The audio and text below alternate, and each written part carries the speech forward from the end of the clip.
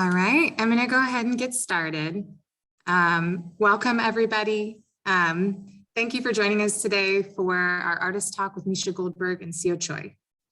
I'd like to begin by acknowledging the traditional custodians of the land I'm tuning in from today, the Monacan Nation, and pay our respect to their elders, past, present, and emerging.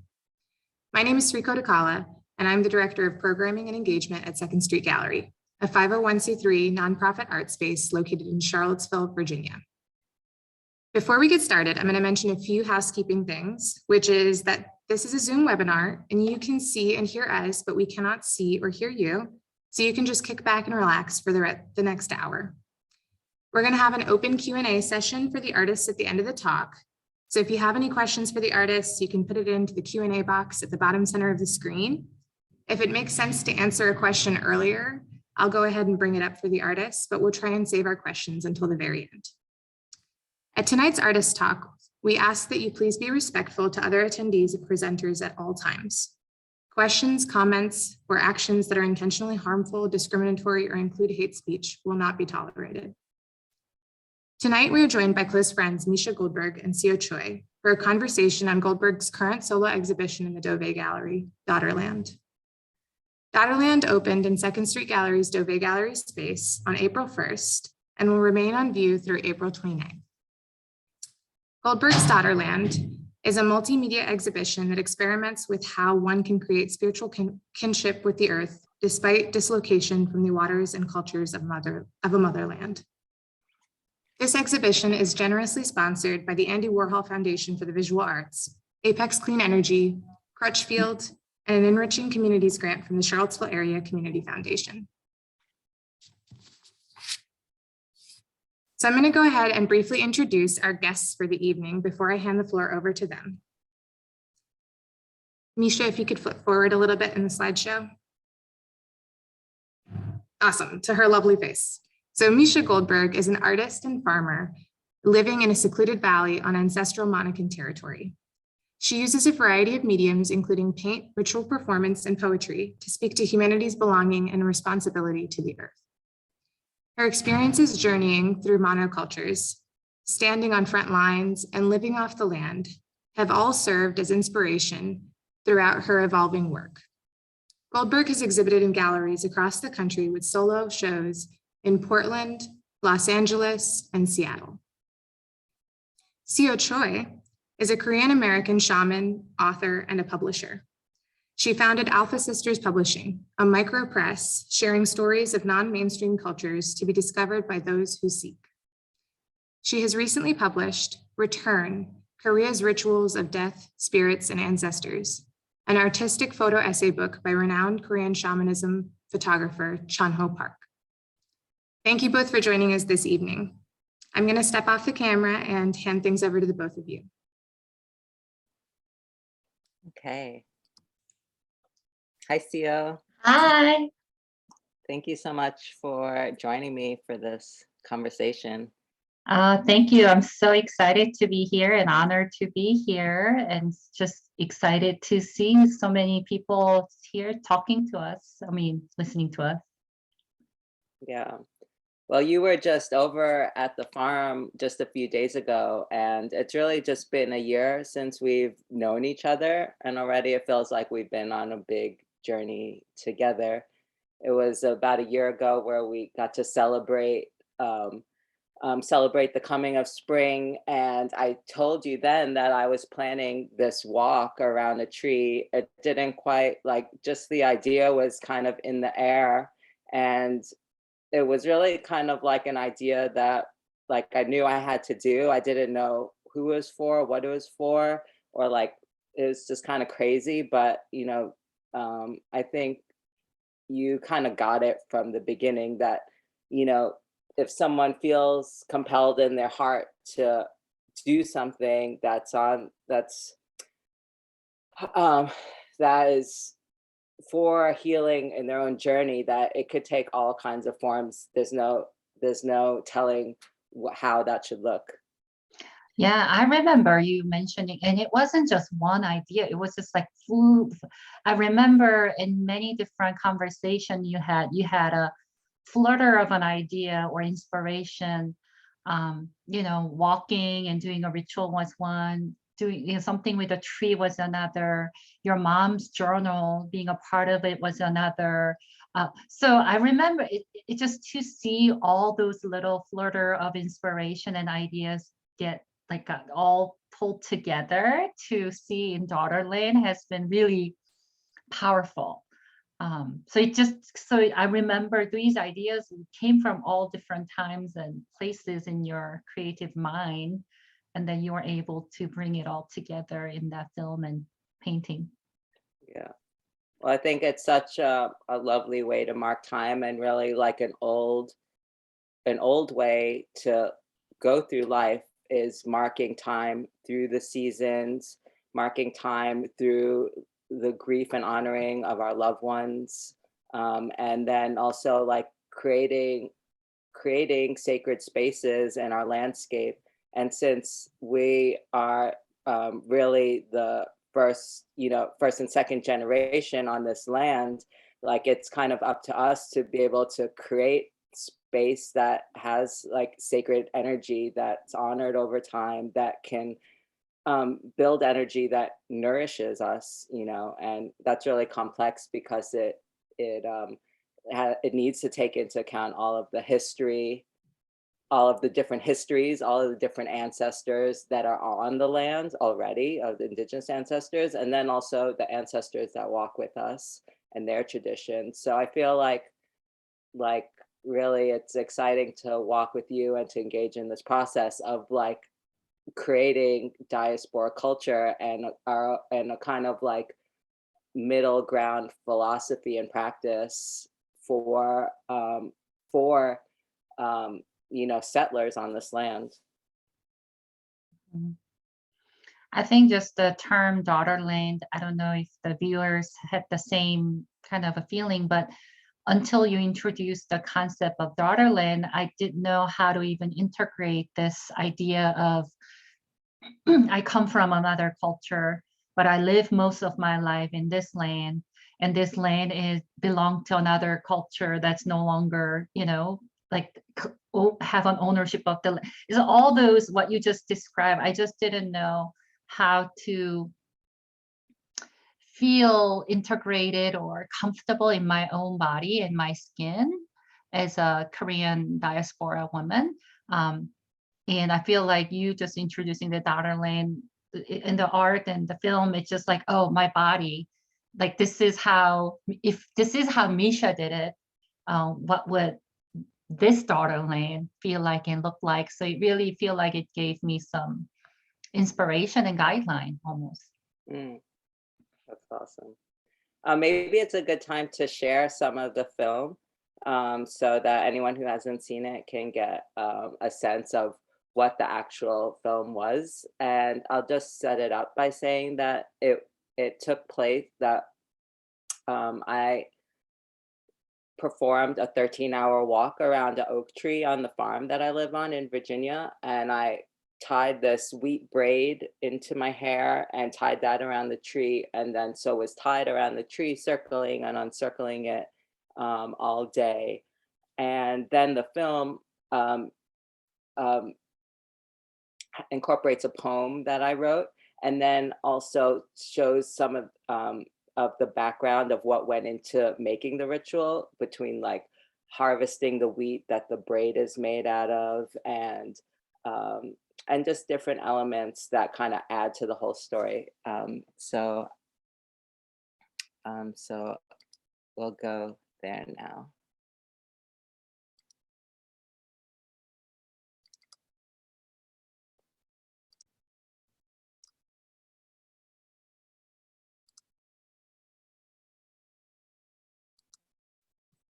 And so I'm going off journeying then, barefoot in the Daughterland, patient for sacred medicine, circling, uncircling, and circling again, like a moon, maybe a buzzard, in the presence of the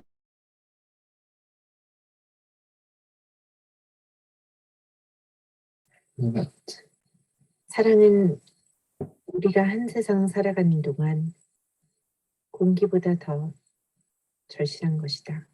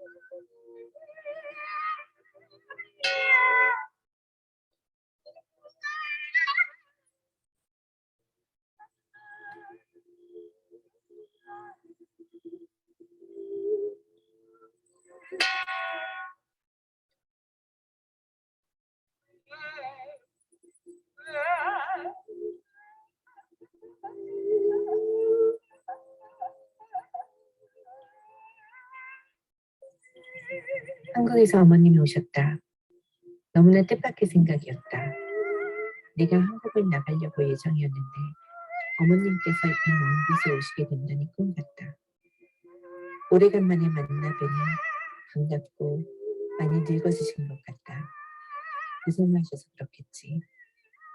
비행기는 도착 시간이 9시 30분이랬는데 얼마나 늦게 도착했는지 염려스러웠다.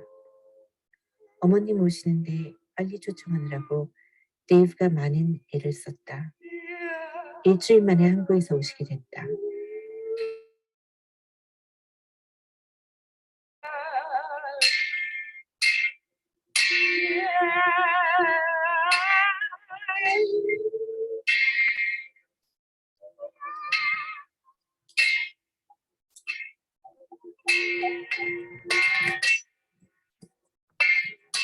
Meesha, the film is kind of lagging a bit for us. So maybe we could ask the participants to view it at another time, and maybe we could just spend the time talking about it. Yeah, definitely.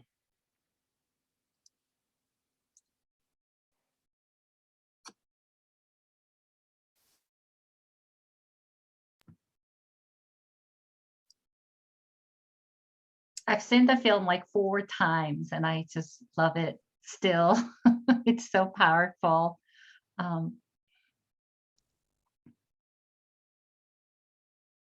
Yeah, it's yeah, so the other part of it is that I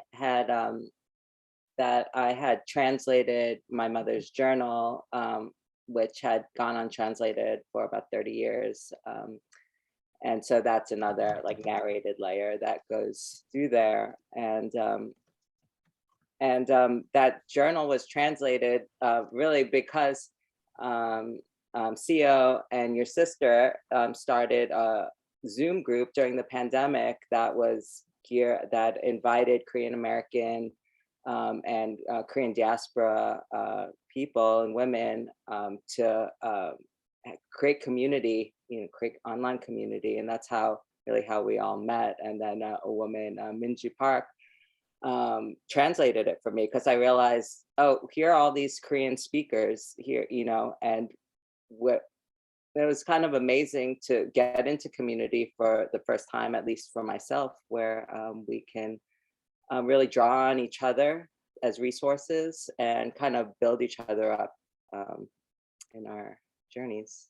Yeah, Minju translated the journal and the voice that's going on a film. My sister, Seo Choi, narrated that journal for you. And then in the beginning, you had Shell Rollison, our daughter, her music. So it, like for someone who has actually proximity and relationship with people who are involved in like making this film even more magical, it was really just beautiful. When I first saw it, as soon as I started hearing my sister's voice reading your mom's journal in Korean, I just broke into tears. It was just so powerful. At least, for me, I don't know, there are a lot of Korean American sisters from that Zoom group here watching. I wonder if they had felt the impact too. Yeah. Yeah, it's kind of a really big ask to ask somebody to translate that journal. It was a big ask to ask somebody to like speak my mother's words because it's just so emotional. Like I think everyone it was so emotional for me. Like before I had it translated, every time I'd open it, I'd cry because it's so like, it's like opening like an ancient Egyptian crypt. It felt like it was untranslatable. And then to like have a message from beyond, you know, but that was concrete. It wasn't like there's no debate as to the reality of it, you know. Um, and I know in your work you do translate a lot of messages to people from deceased loved ones, and are yourself a translator in those realms between living and dead, as well as translator between Korean and American culture. Yeah, even the journal, your mom's journal, she wrote what 32 years ago, right? 30 some years ago, but there were some powerful messages that like that somehow apply to you at this age and doing this project. And there were, we had some non-physical messages through those rituals too. Remember the night before? So you invited me to come the night before the ritual, and I stayed at your house. Yeah. And that knock. Yeah. So there was a knock. It was literally knock like that. In the middle of the night, I was getting ready to sleep, and I'm a shaman, so I was like, oh well, okay. I thought it was just me who heard it. And then next morning when we were getting ready, early in the morning in the dark, Meesha asked me, oh, did you hear any animals or birds last night? I said, no, but I heard a knock. And Meesha said, you heard it too? So we really felt like that was special. And then actually I said, oh, that's been happening lately. Yeah. It had been happening lately. Oh, so so for I'm you like, to find out, I heard it too. That's been happening. So that was like not even, it was a literal knock. So when Meesha heard, well, I heard a knock, Meesha said, you heard it too? So that was really magical. And then, I was honored to do some blessing ritual at the tree before the ritual itself started. And then your mom also delivered the message, through me. So that was also powerful. So there are all this behind the scene magic that was really feel like your ancestors really supported this project to be. Yeah, there was a lot of wild stuff like Seo had relayed to me, that when I in the walking, when I need strength, my mother can walk for me. And it was a really challenging thing, is kind of like in the middle, or like actually like after the first hour, I'm like, how did I even think to like, why would I even do this? Because it's just like, it was really hard, and like there were a lot of times where I'm like, if you're doing something that is so on the edge of what your physical capacity is, then it's like you have to draw your strength from somewhere, and that definitely was my strength of being like, no, this body that we're in this lifetime is just our stuff of this lifetime, our soul and the spirit coming through from our people into the future, like the spirit is what's real and lasting. This body isn't. And so the idea of being like in that complete exhaustion of the physical, that you can transcend the weight of the body to allow some experience like that, that's really like what I was courting. And also like part of the practice that is like our inheritance of like spiritual technology, of like ritual technology, as in something that tells us the truth of who we are and what we are, as spirit. And that's what I think that in our culture is lacking, and why it's important to know who we are, because that allows us access to know who we are, not as one nationality or race or another, but what the body is and what the spirit is. Had I not witnessed the ritual happening right in front of my eyes, I mean, I don't know if the view, I'm sorry, there's a question. Yes, 13 hours. I do want to talk about that because Meesha is like, yeah, so I did this ritual around the tree for 13 hours. So it was sun up to sundown. Okay, so sun up to sundown. Meesha took no break, no water, no bathroom, and she's barefoot. And so and this hair and the rope was really heavy, and it was actually like braided into her hair. So she's carrying this rope and she's circling this huge tree, 13 hours, no water break, no production break. She just started walking and it didn't stop until sun went down, it went dark. I did not even know a human can do that. I didn't, and just to witness it was really powerful. So I think on the film you're kind of seeing it, but that's just humanly such a challenging thing. So I think I know what you mean, because when Korean shamans sometimes go into really kind of in trends of like spirit embodiment and they are going into ritual, they could jump and dance all night and sometimes 2 nights straight. And I've never witnessed it myself. I've read about it, I heard about it. But I feel like I kind of witnessed it happening in your own ritual. But yes, it was 13. It wasn't like Meesha said it's going to be 13 hours. It ended up being 13 hours because she says sun up till sundown. And that day it was, yeah. So Yeah. Actually, it was 14, but I thought 13 sounded better. yes, 13 sounds better. And the message that I got was, it's almost like acknowledgement, and I was able to communicate that with you before you started, but it was acknowledgement from your mom's spirit saying there will be moments that you cannot go on any further, and when you are in that moment, know that my spirit will be in you or with you to walk for you. So she kind of prepared you, so you weren't going in as like, oh, I think I got this, like you, I mean, I'm sure you didn't think that, but I think for me at least, like just delivering that message felt really powerful. Yeah.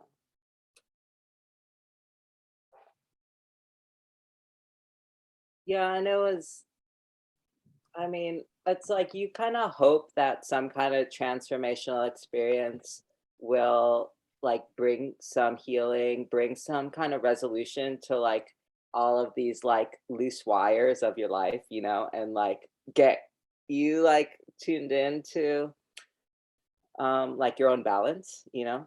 And it's like it's just really wild to try and like make that for myself, because like the whole process was a lot of research into Korean history, like a lot of being with the pain of my mother, like as she's writing about how many regrets she has at the end of the life, and like the sorrow of having to like die of cancer at 38. And like there's so much like to like just sit with the pain of life, and like really that was another inspiration in the walking, is just so like what do you do with all of the pain in life, but like try and like filter it into some channel where where like you don't know if anything will happen, you don't know if like the healing you're looking for is going to happen, but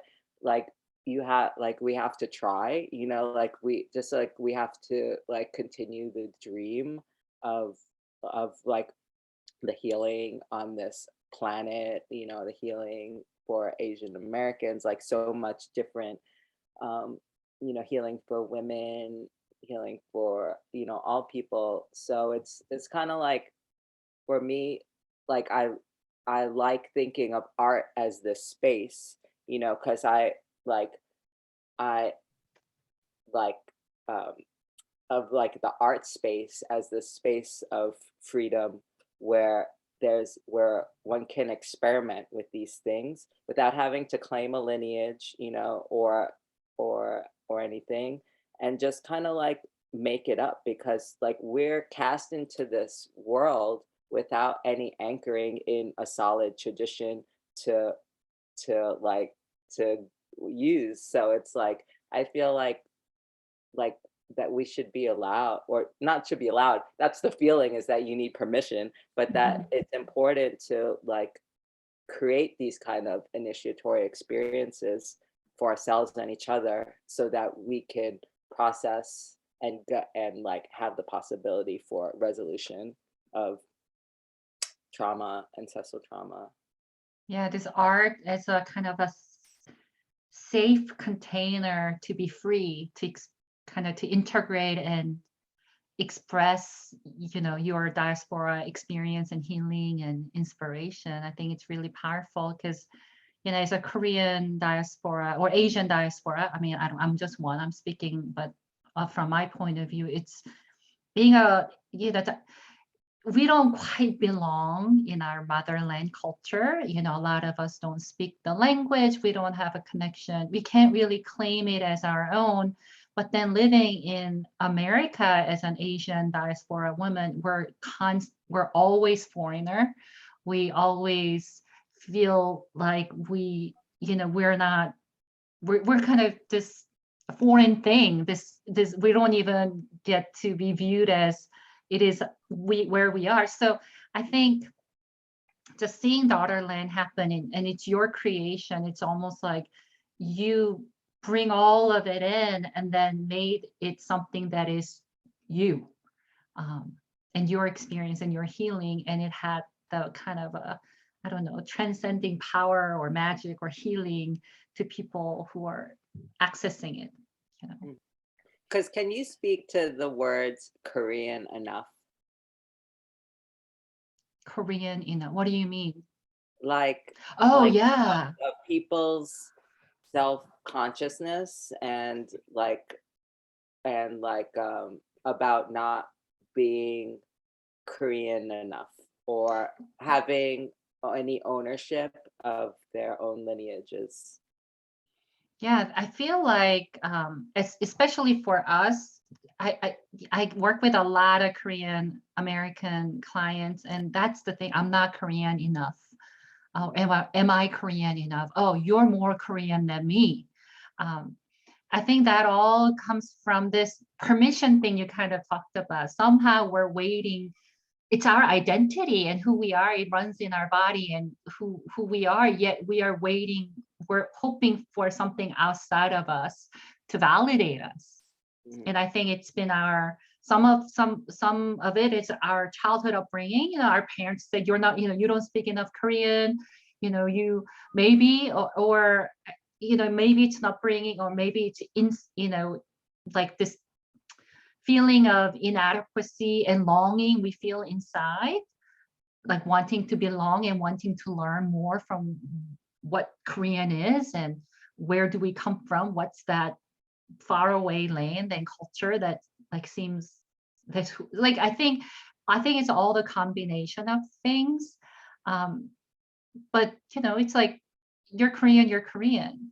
And I don't know if other diaspora cultures struggle with that too, but I know definitely in Korean and Asian American community, being Korean, and sometimes it's also like, oh, are you 50% Korean? You know, I'm a full-blooded Korean, or, you know, it's just, there's so many disqualifications or wanting the validation from outside of us to validate who we are and what we are. But like, that's just such a weird thing. Yeah. And it's wild to see that. I feel like I witness that longing in almost all diversity of Korean diaspora, especially like this past year is really my first contact really, like, I honestly, I've never had a Korean friend before this year. So it's like to see like, okay, like there's first generation, second generation, mixed race with half military background, adoptee, refugee. Like there's so many levels, you know, second, third generation, and like everyone has their own unique perspective and like way of integrating into being American, way of carrying their own Koreanness into their life. And it's but still like to see that there are so many commonalities. But I think like I really get a sense from meeting so many people that there really is a lot of unresolved like um charged emotions around it of displacement and non-belonging, that and to see that across the spectrum, it really it first of all that really validated some like ambiguous emotions that I had were carrying in myself that I didn't quite know how to place. Like, oh, I thought I was just like a loner orphan freak, you know, which I am, but like there are like ties, context to that. And so, you know, like in this whole like conversation about identity, identity politics, like community tribalism, and like how we kind of like the politics around banding together, I find it's like been so empowering to um, see what my cultural flavor was, to understand how I fit into it, because not even like realizing what Han is, you know, and being like, oh, that's just like my default is this Korean characteristic um of like uh like can you describe it?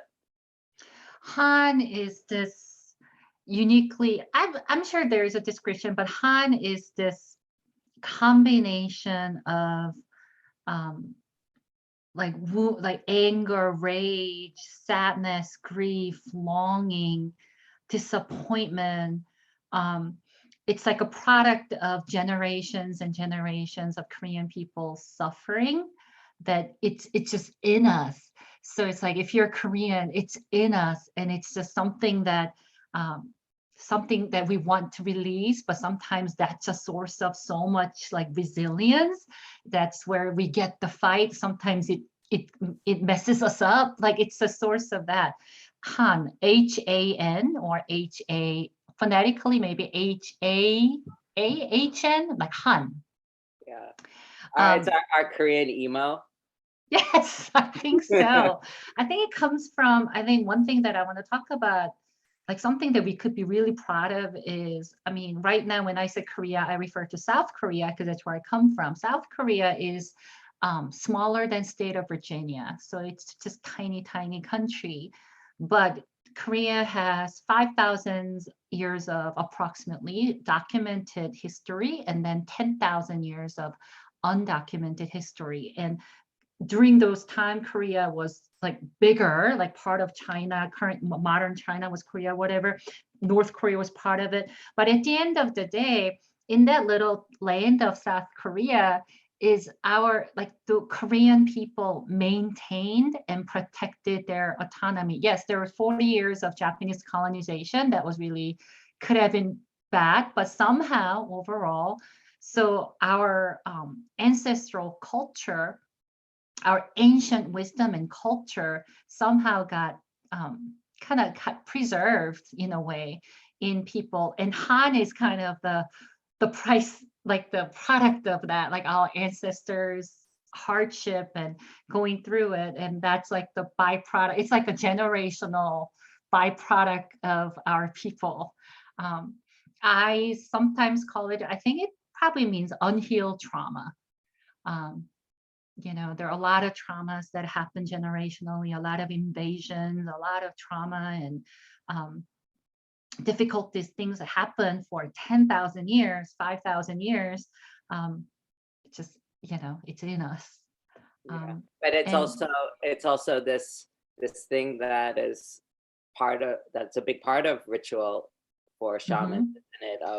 Of moving that through people to resolve issues. Yeah, because it's so generational. Yeah, so a lot of shamanic ritual is about releasing and alleviating that han in that family line or in that person or in the ancestor. When our ancestors, if they held onto so much han and they crossed over, that weight of that energy transcends into the descendants and the rest of Korea. So how can we like lessen and heal that wound or that energy so we can be freer?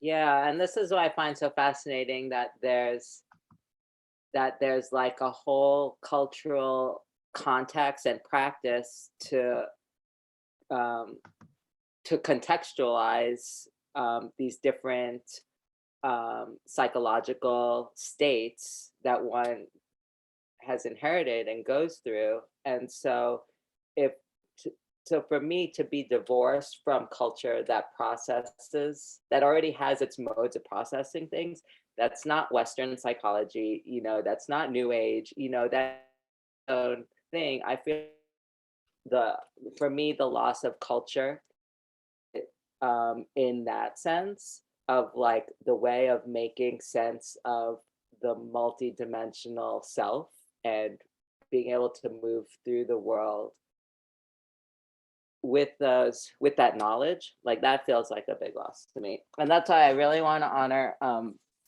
honor this book that Seo just published of photographs and writings of Chan-ho Park, who is a really acclaimed photographer of Korean shamans and Korean shaman culture, and it has a lot of his contemplations and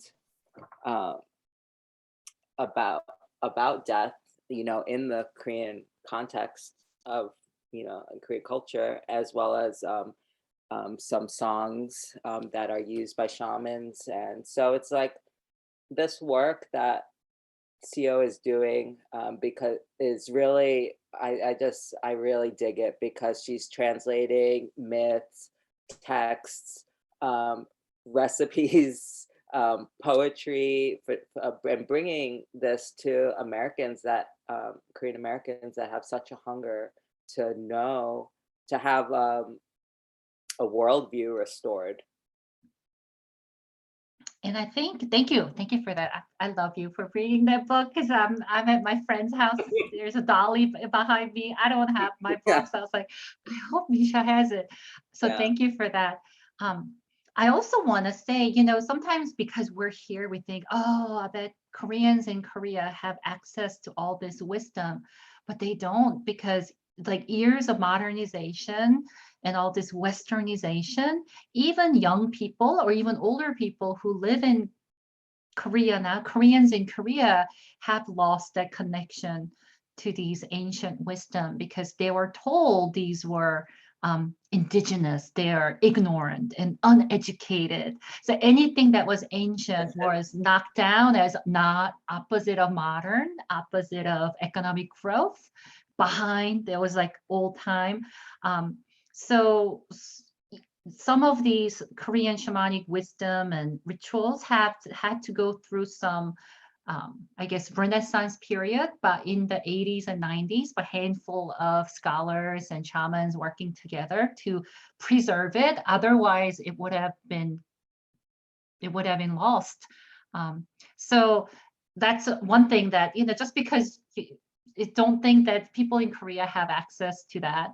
The reason that I felt really passionate about introducing that was because of it, Koreans in Korea don't really care that much about this. They don't hunger for this as like we do. We long for this. We need this for us to really heal and then really thrive as a Korean diaspora people. But I think mainstream Koreans in Korea don't really care. They care about BTS and they want to get the, you know, they care about Blackpink and YouTube channels. I think more, those are more pop, like K-pop, K culture. And then mainstream culture in America don't really care about. So it's just us, you know, I feel like there's just us who long for it and want connection for it. But when we have access to some of that, because you don't need to have access to all of it, but if we can learn and have access to some of it and learn to integrate it into our life and our work, like you did, Meesha, right? You know, you read some of the myth, you witnessed some of the ritual, but you didn't have to know everything. And you were able to pull what felt, you know, what you felt connected and what you felt inspired, and then created this project. And you're a different person because of it. You've healed and changed. And then, you know, people who experience your work also can receive that healing and medicine, I think. Yeah. Well, it might be a good time. We had some of these the paintings from the show in a slideshow, so we could just kind of go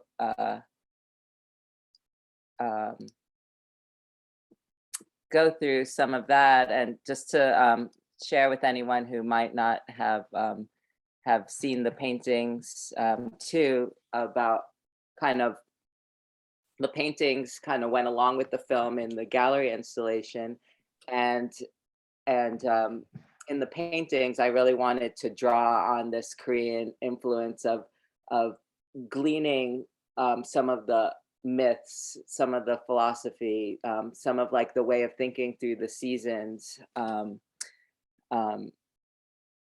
concepts, and kind of roll with that and make it my own by also combining these dresses with the plants and animals and stories on the land that I'm living with now. Like in this dress, there's the American ginseng that we can harvest here in Virginia, but this is also, you know, a famously Korean ginseng. And so there's a parallel, you know, between what can be done on the land here and what is done on the land there over time, by, you know, people who live on the land. And so I think overall in my work, like what is really most important in preserving is this like quality of consciousness of being in close on the land, that kind of intimacy you like we have and are capable of having with plants, animals, elements, our bodies, with spirit. And that's always accessible, and it makes us human beings. You know, I think that that's essential to our survival. It's been really inspiring to see you living your everyday mundane life. I think your everyday mundane life is pretty magical, but you just live your everyday life in such a connection to the land that you live on. And I always recommend my sisterhood to make a point to go to Korea and connect to the land too, because that's a little tiny piece of land, but you know, our ancestor lived there for 10,000 years. So I'm looking forward to, Meesha, us making that pilgrimage in Korea too. And when you come back from that trip, I feel like you're gonna be even more, you know, feeling connected to Earth, like Mother Earth. Yeah, I can't wait. I believe it's gonna happen this year, which is actually just gonna be like the ribbon on top of this whole project, because I mean, there's like 1,000 reasons to make art and be an artist, but honestly, like the only way that makes sense to me is that you're processing my own life through this creative way that, you know, that I don't even know how to describe it, but you know, that can alchemize all of these different forces and make some sense of it all, because it's all a bunch of chaos overall. But I think we're at a time when maybe we should take some questions. So I think we're heading toward close to 7. There's one question that popped into the Q&A, which is from Rochelle. It says, "Oh, wow, this conversation has been so inspiring. Thank you so much for sharing. What were you thinking while you were walking?"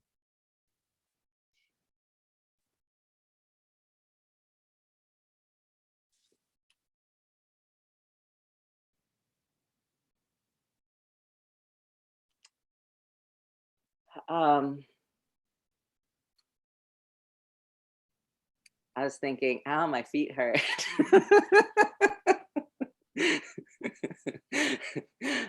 I was thinking, there were so many things I was trying to like synthesize about like a critique of America, connection to Korea, like love for the tree, love for my mother, like so many things that it took a long time for it to congeal, but it was actually like a suggestion from Seo, which is that this is really about my journey with my mother. And so like really when I was walking, I was really like connecting with her, because like I've described it before, that I felt like overall the big picture was this devotional act to Mother Earth, but like my mother was like this portal to Mother Earth, because it is that energy of the creative mothering energy that is the generative energy of life, which is what I was really walking for. But she was like a portal, because I could connect to her on like the most basic emotional level, and I had the most basic healing to do on that level. So it was like that was able to access the core point of it. So I thought about her a lot, just in like a loving way.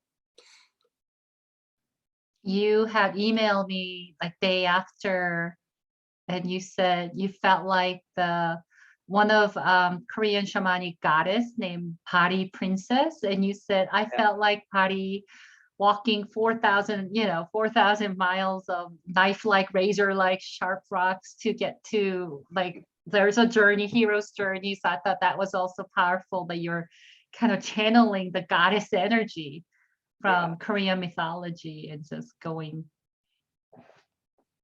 Yeah.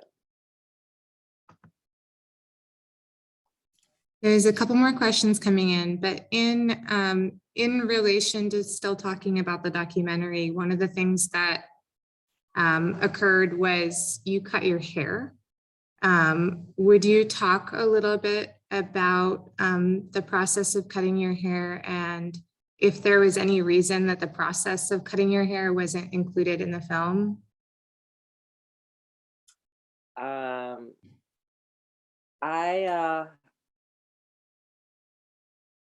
I knew I wanted to create that winter scene, but and have that be like a way of expressing like some freedom of spirit, like liberation, by just like the purity of the white snow. And so I was talking about that with Seo, and that night she had like a communication where my mom said I should cut my hair, and I had been thinking I should cut my hair before then, but then I realized that would be like a demarcation, like another like transformational moment to experience, but also to have in the film as a symbol of like liberation from the heavy weight of the wheat rope, that actually like my whole hair was cut, and that was a big deal for me personally too, because I hadn't cut my hair for like 20 years, and I had a lot of like some negative feelings about it, and so it was really, it did it for me like on multiple levels. And then I got to have that be part of the installation, and also I didn't have the cutting of it in it because I got it cut in a hair salon, so that wouldn't have fit in the film. And the message from your mom was like, "Oh, cut the hair like my hair like mine." Yeah. So there was some kind of a styling suggestion. Remember that? Yeah, and the why I did it like this too is because I have a memory, like when she was going through chemotherapy, she had a wig that was in this style. So that's like one of my memories of her, which I don't have hardly any, but of like this wig, so it's symbolic of her having that haircut at that time too. Thank you for answering that. In addition to, this question's interesting because I actually don't know the answer to this one, which is during the documentary, you were working with Michael Jones, who's a local filmmaker, who is so wonderful, and everyone should follow his work through the Independent Film Fund. But one of the things that someone named Janice asked is, were you being filmed the whole 13 hours or 14 hours as now we know? Yeah, I was. It wasn't like straight footage, but yeah, he was there the whole time. And yeah, that was a really powerful collaboration because like I think when I look back on it, the fact that somebody was willing to walk this whole road with me and witness it, was an encouragement to say like keep going, like what your vision is as an artist like is worth something, so like there was like two elements of that, of just like witnessing and documenting, and that was a big support. And I want to say that once Meesha started walking, it was a sacred space, so it was completely silent. So they didn't talk about, how it's gonna be. Like Mike was really respectful, and nobody was talking. So the whole 14 hours, Meesha was just quietly doing her ritual, and Mike was just filming in the complete silence. Yeah, it was way more of like already is kind of like crazy to like document something like that. Like it could have easily just happened and not been our project and not been documented.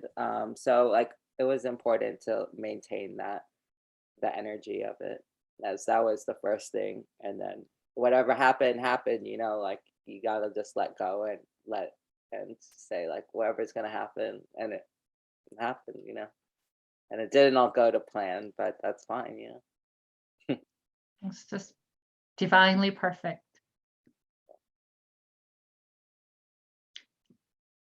Looks like last question, Meesha, did you experience, I think this is from Julie, did you experience any resistance while making this bigger body of creations? If so, how did you support yourself through this?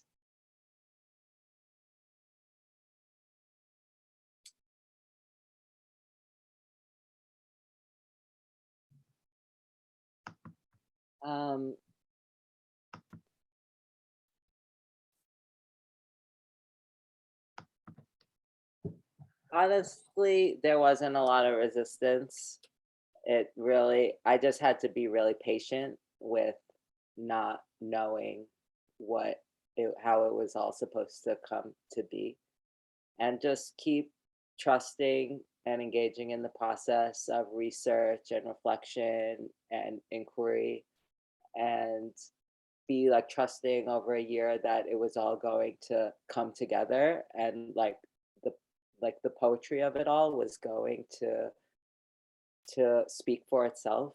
And so I guess I would say that the biggest quality that I need to draw on was just like patience and trust that it was going to unfold.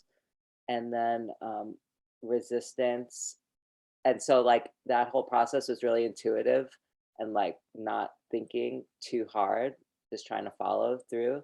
And but then afterwards there was like it was difficult to like have this public grief, you know. And so I had to like like that was like had definitely had some like high and low points through that, like since showing the work. And but you know, it feels good to just own my grief and be like, you know, everyone should be having a lot of grief right now, you know, and really like be like it felt good to do my most vulnerable work and say like I'm a human being, you know, like I'm this is what I believe, this is how I feel, and like I'm sad, you know, and I'm working through it. There's a Korean word called 한풀이. So 풀이 is untangling of, or unwinding of, or releasing of Han. So I think Daughterland and this ritual was your 한풀이 and your generational Han, you know? Yeah. So, and you just showed us what that looks like in a Korean diaspora creative's lens in your own unique way. Yeah, thank you. I just hope, I feel like I needed this conversation for me, like through my whole life and never had it. And so now that I have kind of created some of it for myself with a lot of help from other people, I feel like really like, wow, this is something that's necessary for people to feel supported and feel a sense of belonging in their lives.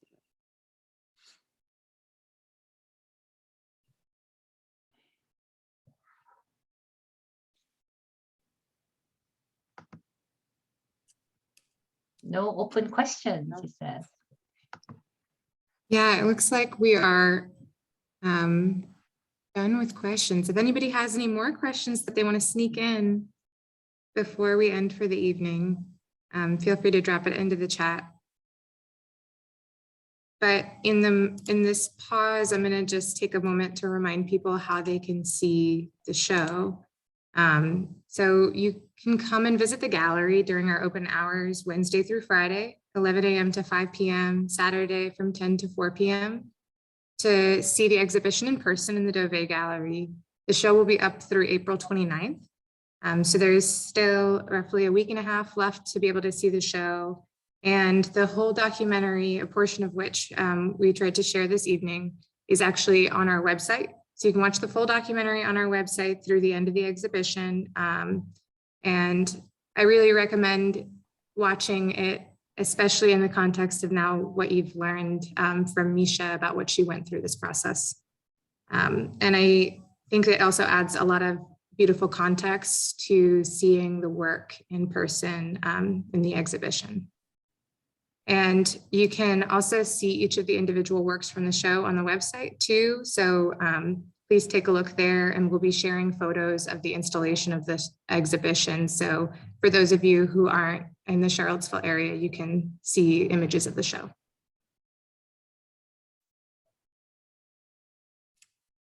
All right, I think we don't have any more questions. So I want to thank you both for joining us this evening and giving us just a momentary peek into your world, Meesha. It is truly beautiful, and I'm so glad that we are able to witness it with you and to be the space for the grief that you've shared. Thank you, Sri. Thank you. Yeah. I'm gonna, before we wrap up, just mention a few of the events that we have coming up at 2nd Street Gallery. So I'm going to share my screen for a quick moment. For those of you who are in the Charlottesville area, stay tuned for the little events that we have coming up.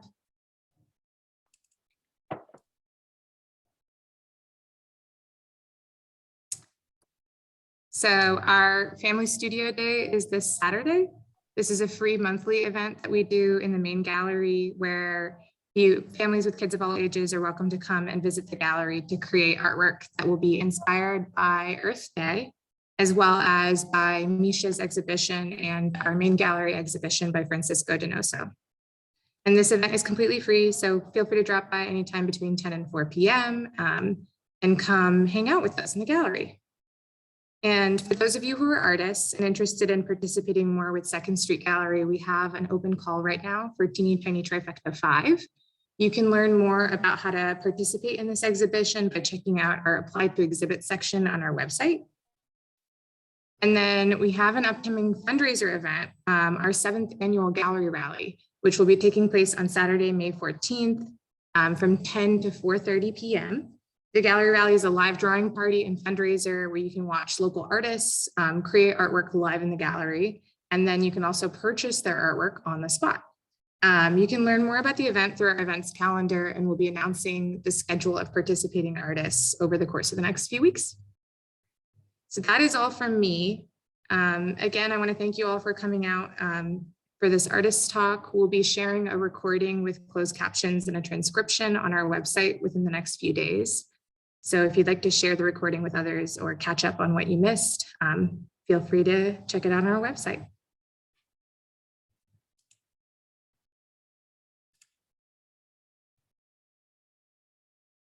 Thank you all.